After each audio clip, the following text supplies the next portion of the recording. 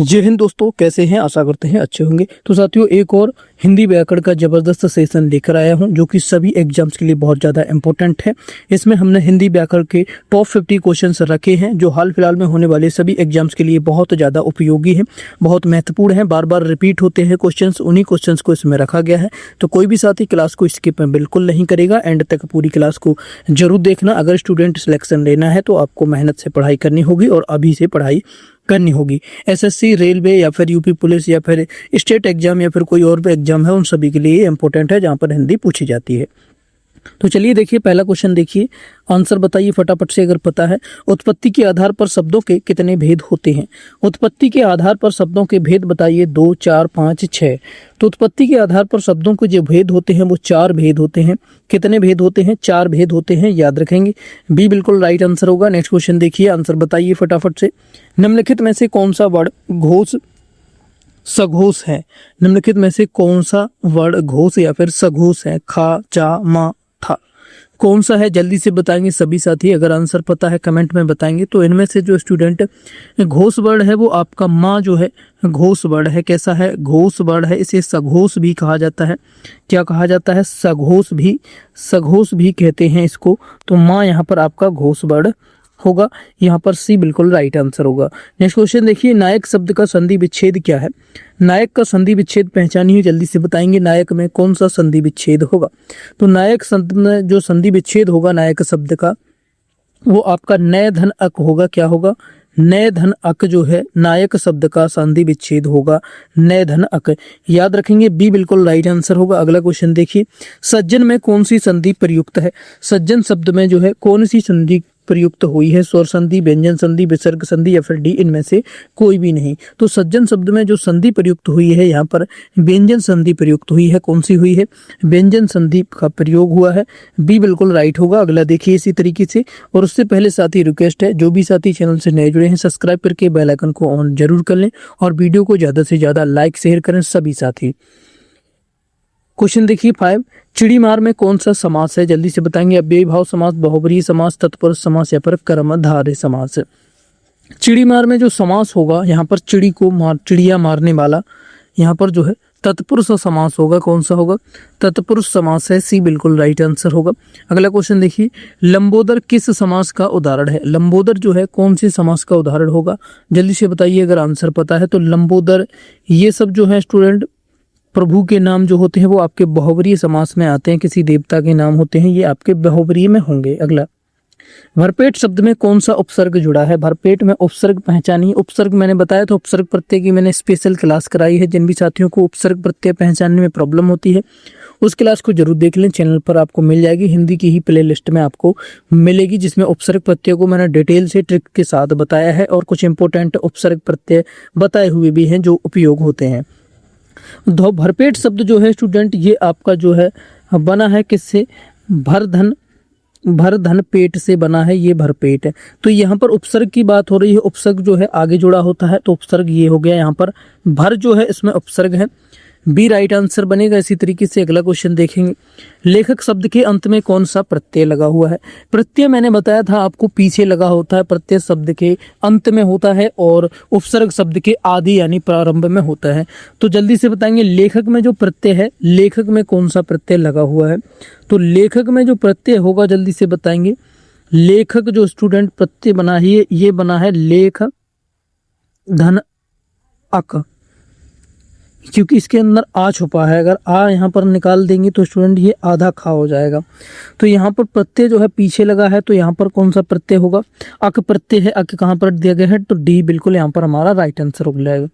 अगला क्वेश्चन देखिए, निम्नलिखित में से तद्भव शब्द का चयन कीजिए। इनमें से तद्भव शब्द कौन सा है? 3 तत्सम है, एक यहाँ से तद्भव है, वही आपको ढूंढकर निकालना है। तद्भव कौन सा है? अग्नि, हस्त, कपाट, ये सभी के सभी जो है तत्सम है, लेकिन सूरज जो है यहाँ पर तद्भव शब्द है। कौन सा है? तद्भव है। तो सी यहाँ पर राइट आंसर होगा हमारा। अगला क्वेश्चन देखेंगे, ऊंट का तत्सम रूप क्या होगा? ऊंट का तत्सम रूप पहचानिए जल्दी से। क्या होगा? ऊंट का तत्सम क्या होगा? जल्दी से बताएंगे। जिन भी साथियों को आंसर पता है, कितने साथियों को पता है जल्दी से बताएंगे। ऊंट का जो तत्सम रूप होता है वो होता है, क्या होता है? उष्ट्र होता है। उष्ट्र, ये बिल्कुल यहाँ पर राइट होगा। उष्ट्र जो है ऊंट का तत्सम रूप होता है। अगला 11 देखिए और आंसर बताइए। विपत्ति के आधार पर उत्पत्ति या बनावट के अनुसार रूढ़ शब्द कौन सा है? विपत्ति के आधार पर उत्पत्ति या बनावट के अनुसार रूढ़ शब्द कौन सा है? जलज, वैभव, पंकज या फिर मलयज। तो इनमें से जो रूढ़ शब्द होगा वो रूढ़ शब्द कौन सा है? वैभव जो है यहाँ पर एक रूढ़ शब्द है। कैसा है? रूढ़ शब्द है। बी बिल्कुल राइट आंसर होगा, इसके खंडन नहीं किए जा सकते। नेक्स्ट देखिए, बुढ़ापा शब्द में कौन सी संज्ञा है? पहचानिए, बताइए जल्दी से। बुढ़ापा में जो संज्ञा है कौन सी है? जातिवाचक, व्यक्तिवाचक, भाववाचक या फिर समूहवाचक। तो बुढ़ापा में स्टूडेंट, क्या बुढ़ापे को आप छू सकते हैं? बुढ़ापे को छू नहीं सकते हैं, तो यहाँ पर आपकी क्या हो जाएगी? भाववाचक संज्ञा है, इसे महसूस किया जा सकता है, आप इसे छू नहीं सकते हैं। सी बिल्कुल राइट होगा। अगला देखिए, गंगा किस नदी, किस संज्ञा के अंतर्गत आता है? गंगा शब्द जो है किस संज्ञा के अंतर्गत आता है? व्यक्तिवाचक, जातिवाचक, भाववाचक या फिर द्रव्यवाचक। तो गंगा जो है जल्दी से बताएंगे किस संज्ञा के अंतर्गत आता है? तो गंगा जो है व्यक्तिवाचक संज्ञा के अंतर्गत आएगा। कैसे आएगा? क्योंकि व्यक्तिवाचक संज्ञा जो होती वो होती है जिसके जैसी दूसरी चीज ना हो, जिसके जैसा दूसरा ना हो, और जातिवाचक जिसके जैसी और भी हो संसार में। भाववाचक जिसे हम छू नहीं सकते। द्रव्यवाचक जो है यहाँ पर परमाणु या फिर पदार्थ जो होते हैं वो आपके द्रव्यवाचक में आते हैं। तो यहाँ पर गंगा जो है एक व्यक्तिवाचक है। गंगा यहाँ पर किसी व्यक्ति का नाम होता तो वह भी व्यक्तिवाचक होती। जातिवाचक में जैसी चीजें और भी होती हैं वह जातिवाचक में होती हैं। तो यहाँ पर ए बिल्कुल सही जवाब होगा। अगले क्वेश्चन देखेंगे, निजवाचक सर्वनाम का उदाहरण कौन सा शब्द है? इनमें से निजवाचक सर्वनाम, निजवाचक जो होता है जिसमें हमेशा निजता की बात होती है, स्वयं की बात होती है, वहां पर निजवाचक सर्वनाम होता है। तो आप जो यहाँ पर है स्वयं है, ये आपका निजवाचक का उदाहरण है। बी बिल्कुल राइट आंसर होगा। आपको याद रखना है निजवाचक में हमेशा निजता यानी स्वयं की बात होती है, अपनी बात होती है, वहां पर स्टूडेंट निजवाचक होता है। अगला देखेंगे, यह गाय बहुत दूध देती है, इस वाक्य में यह क्या है? यह जो है इस वाक्य में यह क्या है?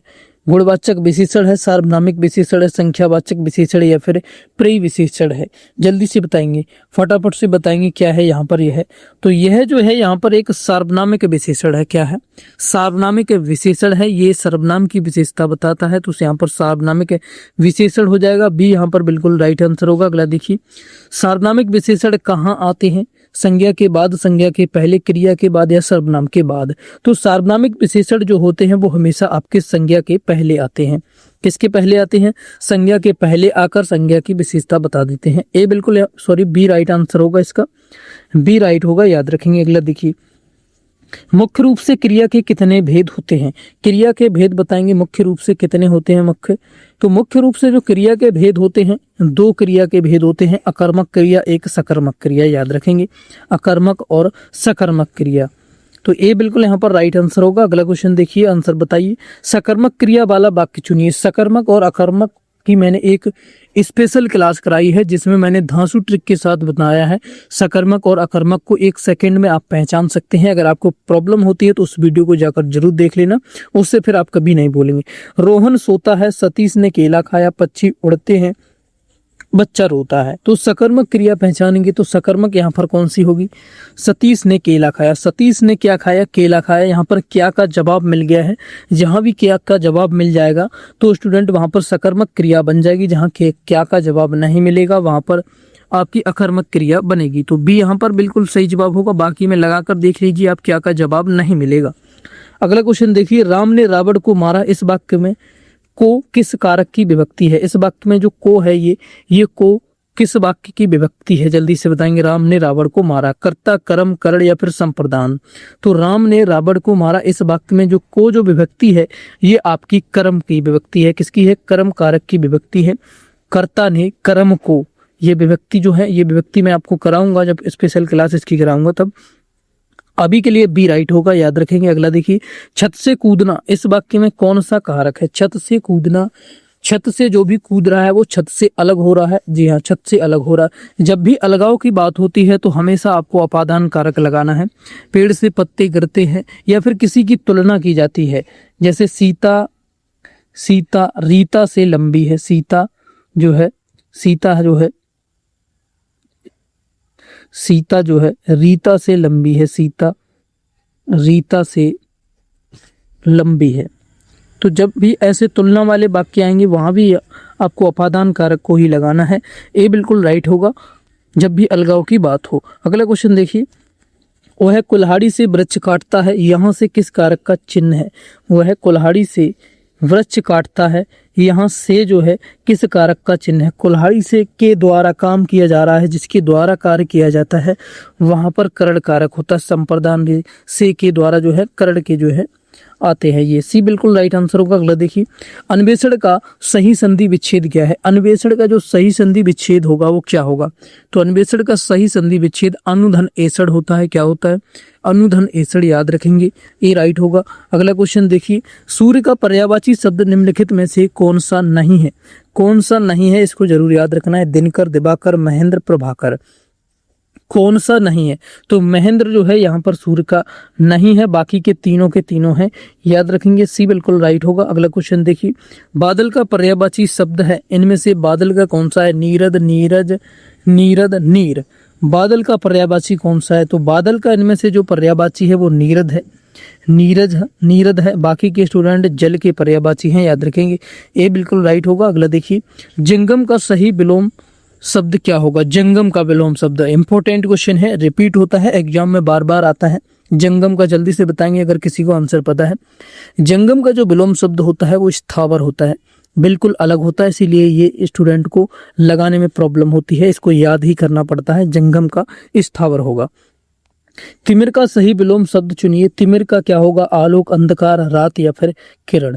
तिमिर का जल्दी से बताएंगे, तिमिर का क्या होगा? जल्दी से आंसर पता है तो तिमिर का क्या होगा? यहाँ पर आलोक होगा। तिमिर मतलब अंधेरा का ये पर्यायवाची है, तो आलोक जो है उजाला का पर्यायवाची होता है, तो याद रखेंगे, ए राइट आंसर होगा। अगला देखिए, जिसका कोई शत्रु न जन्मा हो, वाक्यांश के लिए एक शब्द है। जिसका कोई शत्रु जन्मा ही नहीं हो उसके लिए एक शब्द क्या होता है? अजात शत्रु होगा। क्या होगा? उसे अजात शत्रु कहते हैं। ए बिल्कुल राइट आंसर होगा। जो सब कुछ जानता हो उसे क्या कहते हैं? जिसे सब कुछ का ज्ञान है उसे क्या कहा जाता है? उसे सर्वज्ञ कहते हैं। क्या कहते हैं? सर्वज्ञ कहते हैं। बी बिल्कुल राइट होगा। अगला क्वेश्चन देखिए, 9 2 11 होना, इसका तो अर्थ आपको पता ही होगा, सही अर्थ बताएंगे जल्दी से। 9 2 11 होना, भाग जाना, सबको पता होगा, इसका बी राइट होगा। अगला देखिए, कमर कसना मुहावरे का अर्थ क्या है? जल्दी से बताएंगे, कमर कसना मुहावरे का सही अर्थ क्या होगा? कमर कसना मतलब जो है मुहावरे का अर्थ क्या होगा? दृढ़ निश्चय करना या फिर तैयार होना। दृढ़ निश्चय करना किसी कार्य के लिए या फिर तैयार होना, कमर कसना। बी बिल्कुल राइट होगा। अगला देखिए, खोदा पहाड़ निकली चूहिया लोकोक्ति का अर्थ क्या होगा? जल्दी से बताएंगे। खोदा पहाड़ निकली चूहिया काफी फेमस है और सभी को लगभग पता होगा, जल्दी से बताएंगे जिसको नहीं पता है। याद रखिए, अधिक परिश्रम के बाद अल्प लाभ, यानी कि कम लाभ हो। अधिक परिश्रम करो लेकिन लाभ कम हो, ये बिल्कुल सही होगा। अगला देखिए, अली और अली शब्द युग्म का सही अर्थ क्या है? अली और अली युग्म का सही शब्द अर्थ जो है जल्दी से बताएंगे, किसको किसको पता है? भौरा और सखी है। अली जो है यहाँ पर बड़ी अली ये भौरा होगा और छोटी अली जो है ये आपका सखी होगा, तो बी यहाँ पर बिल्कुल सही जवाब होगा। अगला क्वेश्चन देखिए, निम्नलिखित में से अशुद्ध बर्तनी वाला शब्द कौन सा है? अशुद्ध बर्तनी वाला शब्द पहचानेंगे जल्दी से, कौन सा है? किसकी अशुद्ध बर्तनी है यहाँ पर? तो अशुद्ध बर्तनी वाला श्रृंगार जो है, बाकी के सभी राइट लिखे हुए हैं, श्रृंगार जो है गलत लिखा हुआ है यहाँ पर। श्रृंगार में ये वाला रा यहाँ पर नहीं आएगा, सी बिल्कुल राइट आंसर होगा, उसमें ऑलरेडी रा होता है।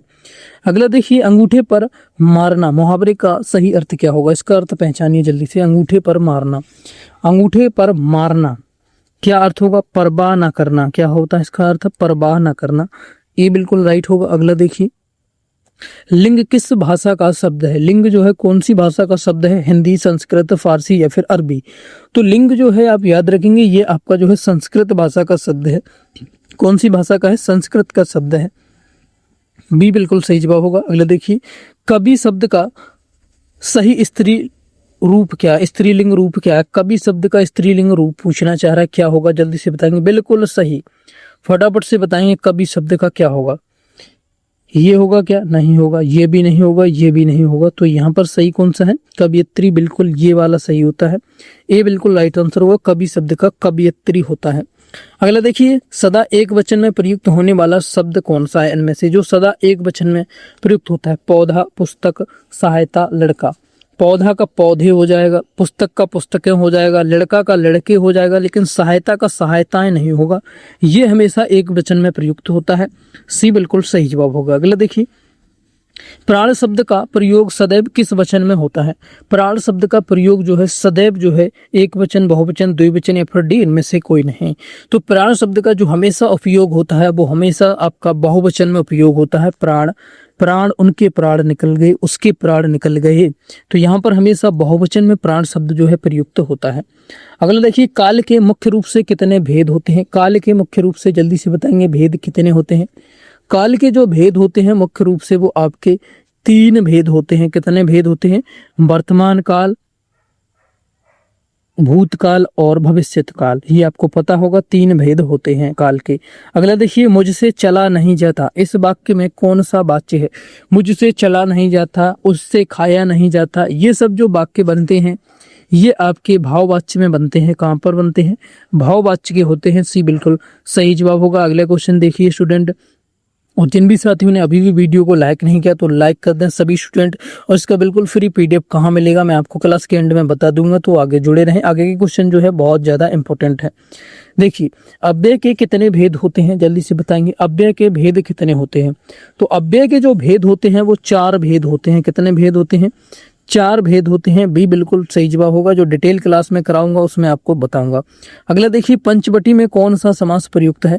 पंचवटी में समास कौन सा होगा? पंचवटी में जो है स्टूडेंट द्विगु समास होगा।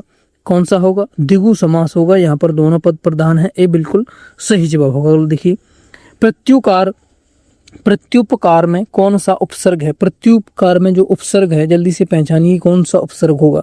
तो प्रत्युकार में उपसर्ग जो है प्रति से बना है ये, तो यहाँ पर प्रति उपसर्ग है। कौन सा है? प्रति उपसर्ग है। तो बी बिल्कुल सही जवाब होगा। अगला देखिए, घबराहट शब्द में कौन सा प्रत्यय है? घबराहट में प्रत्यय, प्रत्यय कहाँ लगे होते हैं? पीछे लगे होते हैं शब्द के। तो प्रत्यय घबराहट में कौन सा होगा? घबराना से घबराहट बना है, तो यहाँ पर आहट प्रत्यय जो है इसमें होगा। कौन सा होगा? आहट प्रत्यय जो है घबराहट में होगा। अगला देखिए, अग्नि का पर्यायवाची शब्द कौन सा है? इनमें से अग्नि का बताएंगे कौन सा है? पावक, अनिल, जलद, व्योम। जल्दी से बताइए अग्नि का जो है पर्यायवाची शब्द कौन सा है? अग्नि का पर्यायवाची शब्द जल्दी से बताइए कौन सा है? अग्नि का पर्यायवाची सभी स्टूडेंट बताएंगे। तो अग्नि का जो है पावक शब्द है। यहाँ पर पावक जो है अग्नि का पर्यायवाची है। ये बिल्कुल राइट होगा। अगला देखिए, अनुराग का सही विलोम शब्द क्या होगा? अनुराग का सभी को पता होना चाहिए क्या होता है? विराग जो है विलोम शब्द होता है। अनुराग का विलोम विराग होगा। शुद्ध वाक्य का चयन कीजिए। इनमें से मेरे को जाना है, मेरे को जाना है ये तो गलत हो जाएगा। मुझे जाना है ये सही हो सकता। मैंने जाना है ये गलत हो जाएगा। मुझको को जाना है ये भी बिल्कुल गलत है। तो यहाँ पर बी बिल्कुल राइट होगा। मुझे जाना है ये बिल्कुल शुद्ध वाक्य है। बी राइट होगा। अगला क्वेश्चन देखिए, जिन वर्णों का उच्चारण बिना किसी अवरोध के होता है उन्हें क्या कहते हैं? जिन भी वर्णों का उच्चारण जो है बिना किसी अवरोध के होता है उन्हें क्या कहा जाता है? तो उन्हें स्वर कहा जाता है, जिसमें किसी की सहायता नहीं ली जाती है। स्वतंत्र होते हैं ये, इनमें किसी की सहायता नहीं ली जाती है। ए राइट होगा। अगला देखिए, चोर की दाढ़ी में तिनका का सही अर्थ क्या होगा? चोर की दाढ़ी में तिनका, मुहावरे का सही अर्थ बताएंगे जल्दी से। अपराधी का संकित रहना, अपराधी का संकित रहना, यानी कि अपराधी जो है एकदम शौक में रहता है, उसे आप जब भी देखेंगे तो एकदम परेशान सा नजर आएगा। तो बी यहाँ पर बिल्कुल राइट होगा। अगला क्वेश्चन देखिए, स्वागत का संधि विच्छेद क्या होगा? स्वागत का संधि विच्छेद बताएंगे जल्दी से। इंपॉर्टेंट है ये क्वेश्चन, बार बार एग्जाम में आता है। स्वागत का क्या ये होगा, क्या ये होगा, क्या ये होगा, क्या ये होगा? इस क्वेश्चन का आंसर आप लोग कमेंट करके बताना। आज के सेशन में इतने ही क्वेश्चन हैं। ये क्वेश्चन आपको HW के लिए दिया जा रहा है। इसका आंसर आप लोग कमेंट करके बताएंगे। साथ ही कमेंट करके बताना 50 में से आज का स्कोर आपका कितना आया है हिंदी व्याकरण की इस क्लास में। और भी काफ़ी इंपॉर्टेंट क्लासेज मैंने करा दी हैं, जो इसका लिंक आपको, जो प्लेलिस्ट आपकी पूरी चैनल पर मिलेगी, वहाँ से जाकर क्लासेज को देख सकते हैं। जिनमें स्टूडेंट ने नहीं देखा है, पीडीएफ के लिए मैं बता देता हूं, बिल्कुल फ्री पीडीएफ आपको हमारे टेलीग्राम चैनल पर मिल जाती है, जिसका लिंक वीडियो के डिस्क्रिप्शन में है। जो साथी नहीं जुड़े हैं जाकर जुड़ें, सब्सक्राइब कर लें, वहां से हमारे टेलीग्राम चैनल को ज्वाइन कर लें। और साथियों हमारे फेसबुक पेज को भी जरूर फॉलो करें, आपको लिंक वीडियो के डिस्क्रिप्शन में ही मिल जाएगा, वहां से जाकर फॉलो कर सकते हैं। और आप हिंदी या फिर जीके जीएस की कोई बुक बाई करना चाहते हैं तो कुछ बुक्स का लिंक मैंने नीचे सजेशन में दिया है, वहां से जाकर आप बाई कर सकते हैं, अपने हिसाब से चेक करने के बाद आप बाई कर सकते हैं। और स्टूडेंट अगर आप यूपी पुलिस कांस्टेबल नई भर्ती या फिर यूपीएसआई की तैयारी करा रहे हैं तो उसके लिए स्टूडेंट हम क्लासेज करा रहे हैं, अभी से तैयारी आप शुरू कर दें। जीके जीएस की पहली क्लास जो है कल हो चुकी है स्टूडेंट, जिसमें मैंने यूपी पुलिस कांस्टेबल और यूपीएसआई के लिए जीके जीएस की इंपॉर्टेंट प्रैक्टिस सेट करवा रहा हूं, तो अभी से आप प्रैक्टिस करना शुरू कर दीजिए और हिंदी की भी तैयारी आपकी यहां से जबरदस्त हो जाएगी। अगर किसी अदर एग्जाम के लिए तैयारी कर रहे हैं तो वहां पर भी आपको जीके जीएस देखने को मिलेगी और हिंदी भी देखने को मिलेगी। तो साथियों आप चैनल से जुड़े रहें और हमारे दूसरे चैनल को भी सब्सक्राइब जरूर कर लें, जिसका लिंक आपको नीचे इसी चैनल के साथ मिलेगा, फ्यूचर एग्जाम्स के साथ। वहां पर भी मैं जीके जीएस की इंपॉर्टेंट क्वेश्चंस की तैयारी आपको करा रहा हूँ डिटेल में। तो साथियों मिलते हैं अगली क्लास में, तब तक के लिए थैंक यू, जय हिंद। कोई क्वेश्चन क्वेरी है तो कमेंट में जरूर पूछना साथियों, और चैनल को सब्सक्राइब करके वीडियो को ज़्यादा से ज़्यादा शेयर करें, सभी साथी वीडियो को लाइक भी करें। थैंक यू, जय हिंद।